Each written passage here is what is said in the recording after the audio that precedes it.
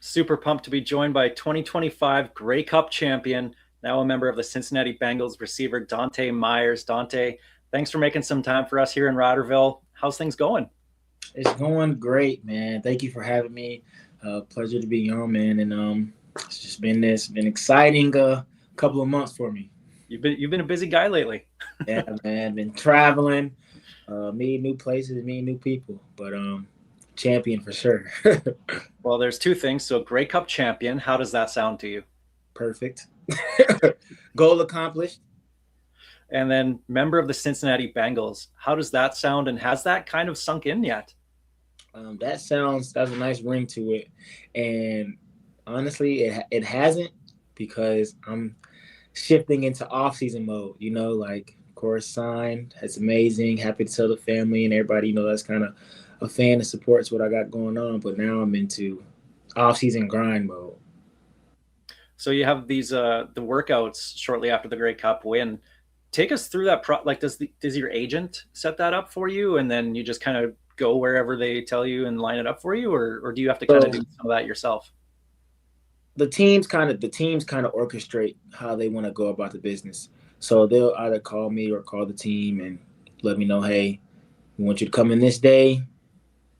That sounds good. All right. Pack the bags and let's go, do a workout, try out, and go meet them. So I just Uh, switch gears pretty quick.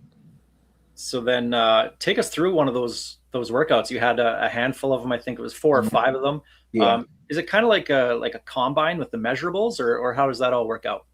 It's more so less testing, more kind of a workout. Not necessarily, I would say, like a tryout.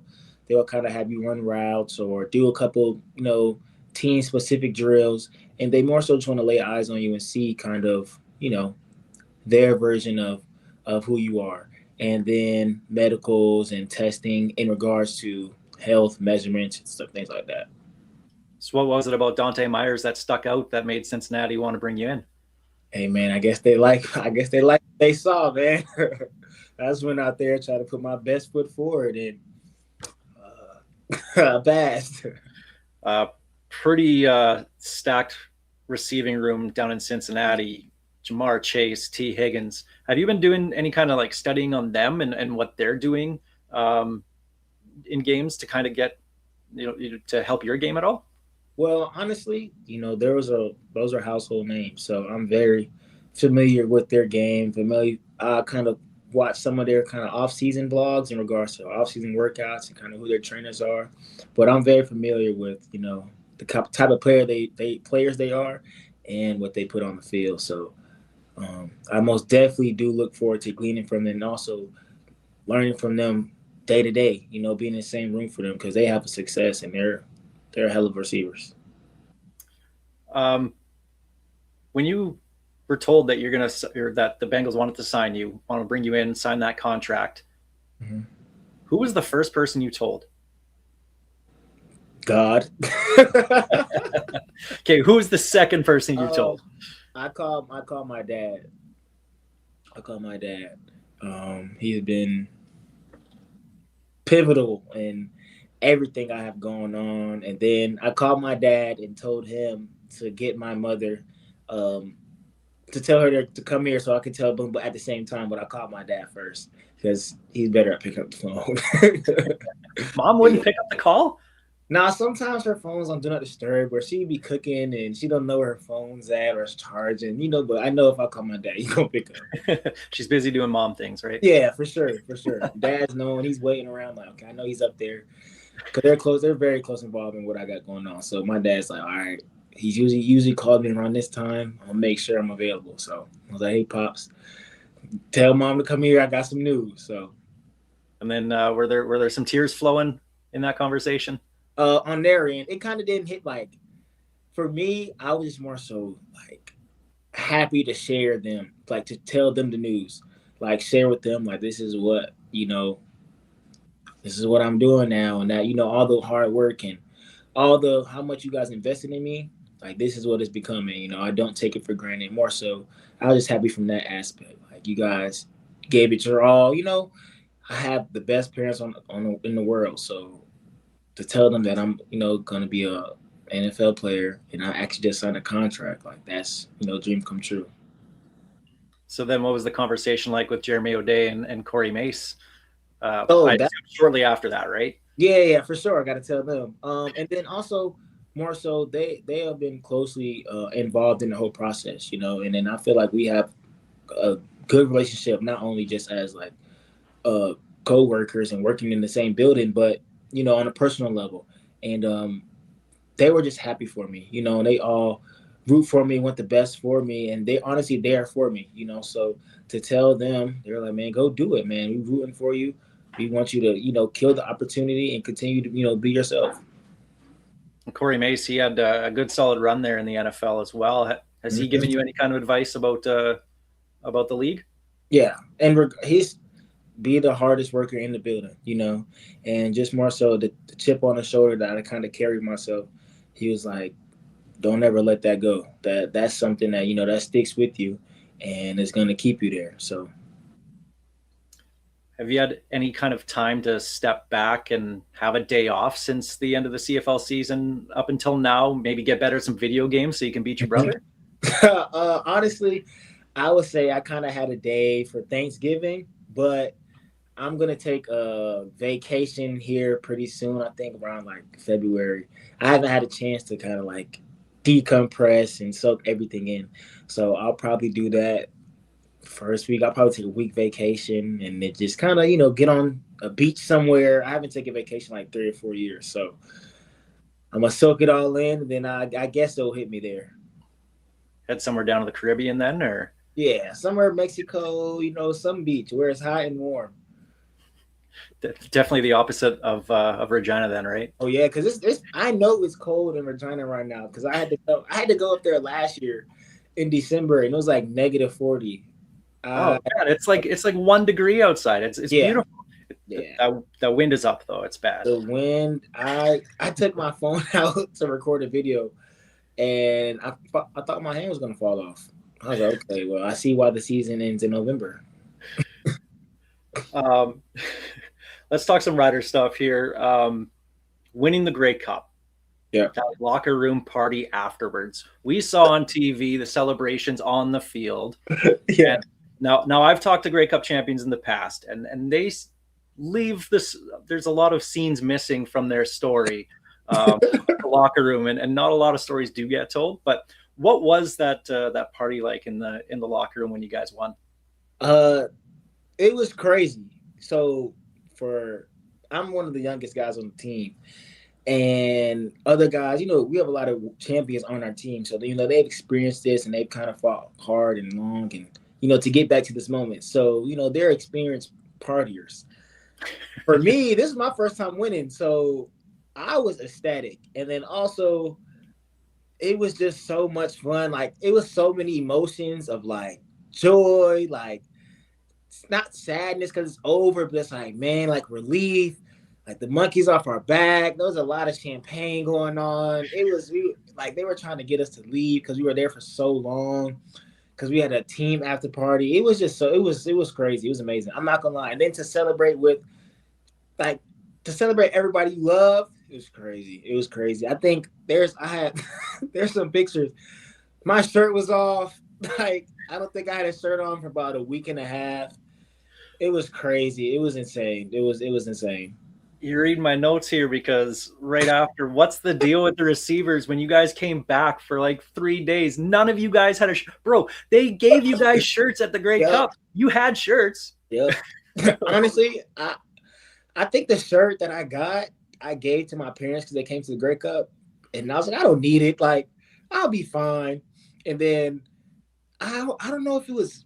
I don't think it was me, but we're just saying like when we win, no shirts, no shirts. We gotta party hard because we worked really, really hard for this. We will be all right. So that was the deal with the no shirts, and then it was just, well, I'm not gonna be the first one to put my shirt on, so it was just going along. I So yeah. thought Keane was feeling pretty good about himself. I thought it was his idea. You know what? I worked hard on this. Oh yeah. I'm gonna show everybody. So everybody, it doesn't matter, man. I was trying to get the coaches to do it too. Take it, everybody. And then on the plane, Some of the old linemen took their shirt off too. Yeah, It was yeah. crazy. It was crazy. We was partying hard. Oh, I could. Was Yoshi one of them? I can see him For being. sure. For sure. For sure. He was swinging in the air like this. It was crazy. He would take a nap, wake up, keep going hard. It was crazy.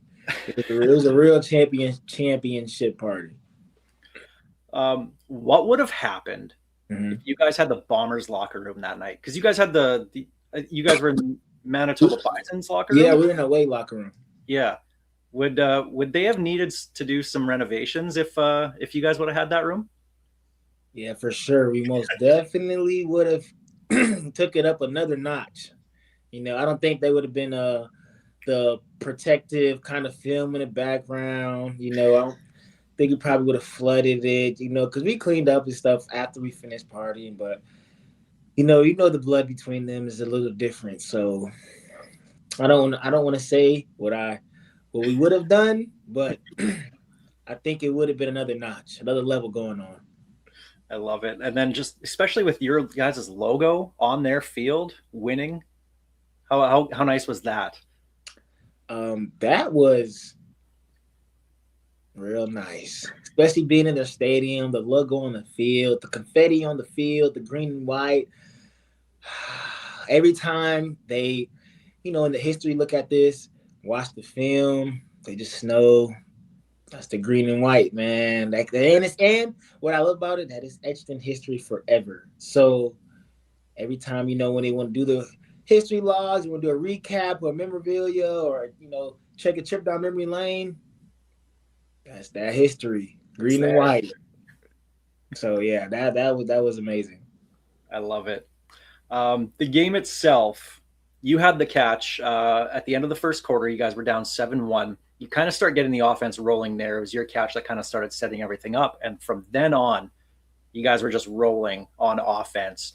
What did Trevor Harris say in the huddle before that drive where you guys started getting rolling to kind of get you guys getting that momentum going? Well, Trevor's an incredible leader. So he always knows what to say. And it doesn't have to be a big motivational speech, but when he's speaking, it's a point of emphasis. And he was just saying that, just one play. Just need one play and we're just gonna get rolling. Because we knew like a couple of drives didn't go our way. Look at the film, we look at the iPads, we're talking to them, okay, it's a championship game, so everything's not gonna go our way. But once we get that one play and once we get rolling, we're gonna win this game. We're gonna start scoring points and do our job. And so that was kind of the sentiment and the words he shared with us. And then things started rolling one play, and that's all it takes. And then what was going through your mind when Davis Alexander heaves up that Hail Mary at the end? And then what was your immediate reaction when you kind of realized what happened? Well, when I saw him scrambling, okay, well, I know it's Hail Mary time. So, oh, yeah, they got this. Like, they got this. It was me.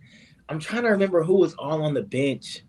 We were all standing, like, cheering the fans on and just trying to do our part, like, bringing the energy, bringing intensity, and, like, cheering them on. Defense is out there. They're about to get this. They're about to close the game out. Let's go. And, of course, I'm watching the ball in the air like, no way.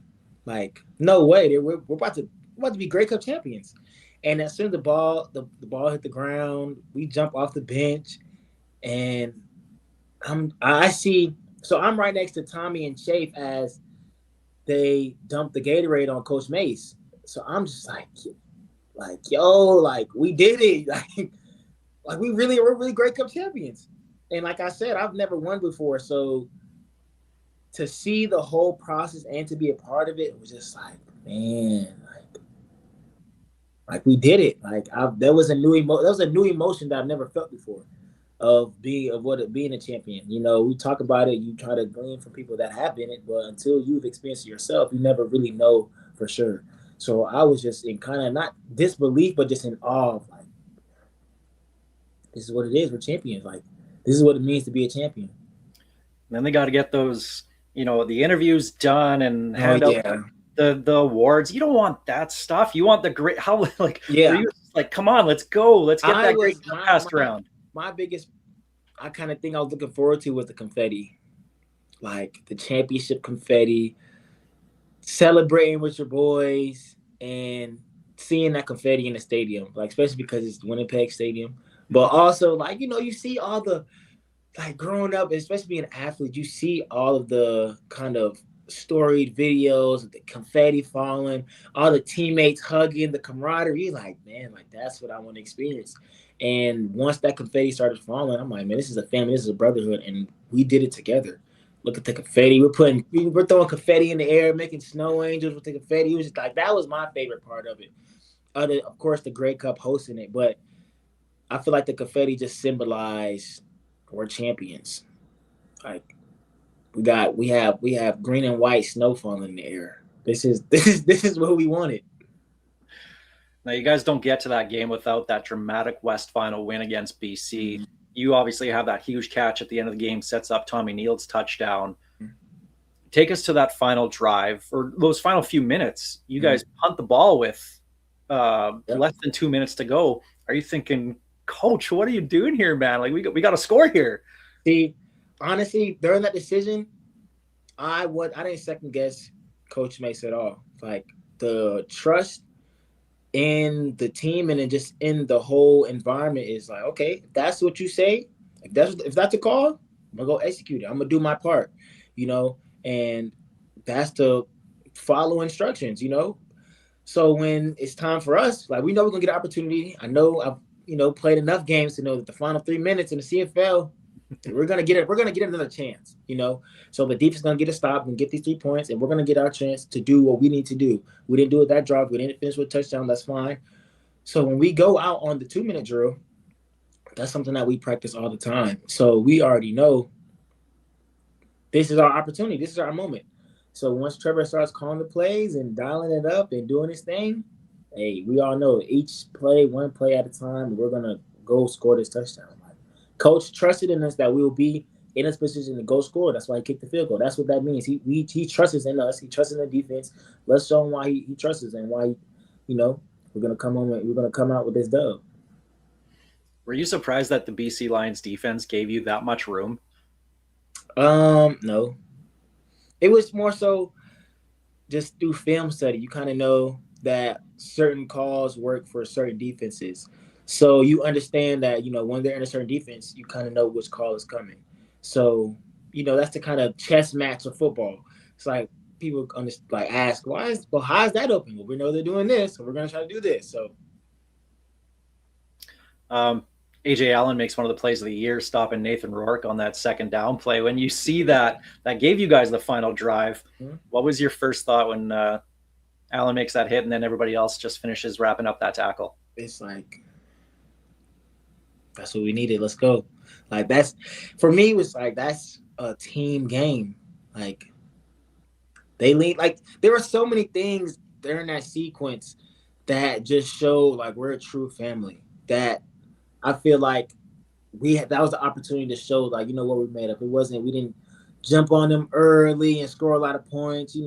Certain coaches' decisions, like that game, the West Final, Coach made a controversial call. We had to have a last-minute drive. AJ makes that tackle, and then everybody rallies like, this is who we are, the Saskatchewan Roughriders, and we're about to go to the Grey Cup. Now, the numbers you put up here in the CFL in essentially one season, really, one full season, were incredible. I know it's not easy. You sure made it look that way, though. But what was it about Mark Mueller's offense that allowed you to have success here in your 2 years in Saskatchewan? I feel like he's a genius. I love Coach Coach Mueller. Like, that's my guy. And I feel like his offense, he does a phenomenal job into playing to player strength and scheming up players to the strengths and also them to make plays. So it's such a level of cohesiveness that allows people to maximize, their ability and their talent. And I feel like that's what makes him so amazing. And that's what, allowed us to have such a high powered offense. We had 2,000-yard receivers, 1,000-yard running backs, Trevor putting up crazy numbers, completion percentage, or just our offense was efficient because of the coach we had at the helm. I said, I know it's not easy. You're going up against some very good defenses, very good defensive backs. Who are the toughest defensive backs you went up against here in the CFL? Let me think. Let me jog the memory. I would say top four toughest. A name that comes Ross. I think it's JJ Ross from Edmonton. Mm-hmm. Um, I don't want to. Is it Hutchinson from Calgary?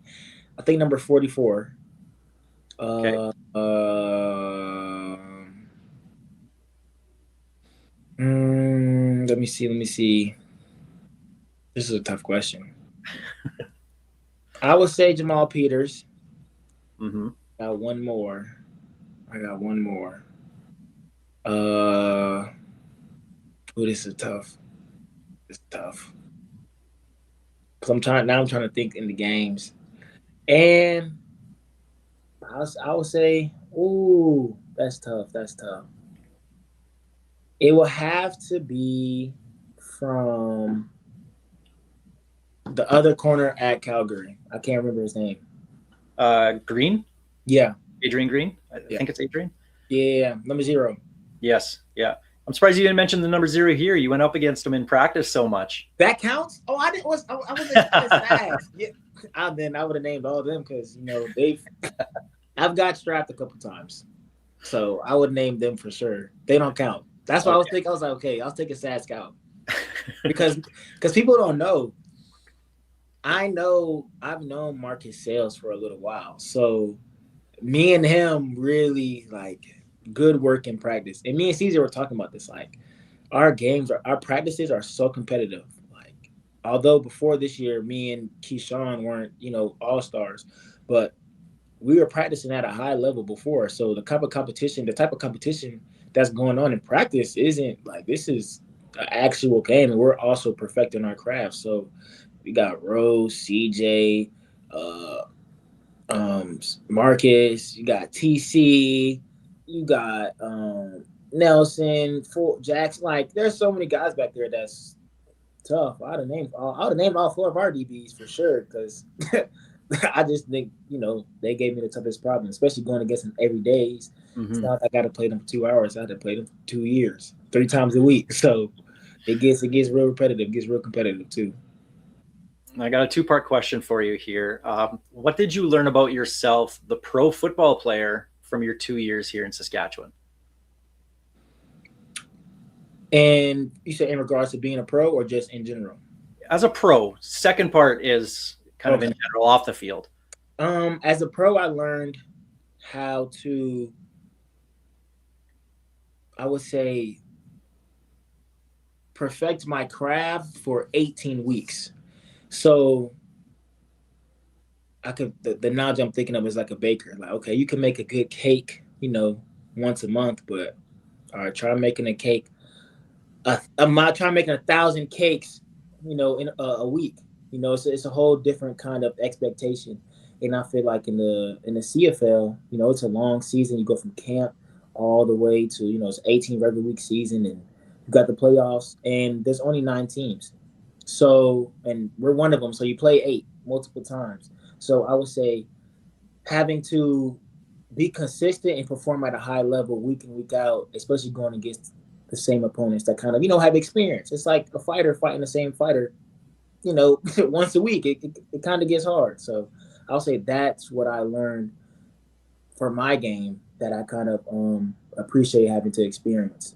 And for myself off the field, I would say this was the biggest, I want to say leap, for lack of better words, but more so out of my comfort zone. I have a very close relationship with my family. I have a very close circle, and I went to school in Mississippi. I went to school in South Carolina. I'm close. They can get to me, but in Canada, I was 2-3 flights away. I'm not easily accessible, and just kind of being on my own for 2 years was kind of the first time for me to experience that, and just kind of understanding what life is like, separated from my family. So, what's next for Dohnte Meyers? What's the schedule like? Do you have? You said you're going to do the vacation, but after that, is it straight, grind, get ready for OTAs and training camp, or is there like I assume the Bengals probably have a kind of a set schedule for you guys. Yeah. So for me, the time is this is my first off season because last year I had to rehab my shoulder injury, and now I just had a meeting with my trainer. So now we got a game plan together for my off season. Looked at things from this past season that I want to work on, um, things in my game that I like or I want to improve on, and then also preparing for the NFL timetable. So I have to report in April. So now that gives me about 10 to 12 weeks to kind of get ready, perform, and get ready for camp. So that's now I'm in grind mode. So I know where I'm going. I know what's the kind of next chapter. Now it's time to go to work. I'll take a vacation. That's like 1 week, but it's back to work. It's real tight ship over here. Well, Dohnte, I think I can speak for all of Rider Nation when I say good luck in Cincinnati. Put that work in. Keep doing what you're doing. We know you're going to get it. So best of luck. And I mean this as a sincere compliment. I hope I never see you in Saskatchewan again. Mm-hmm. Because that means you have a very good career in the NFL, and I think that's what we all want out of you. So best of luck. But if you do happen to come back to Saskatchewan at some time, next time you're in Regina, that Oreo Blizzard at the DQ across from the stadium, it's on me, all right? Yes, sir, man. Thank you for having me. That green and white's in my heart always. So I really, really appreciate it.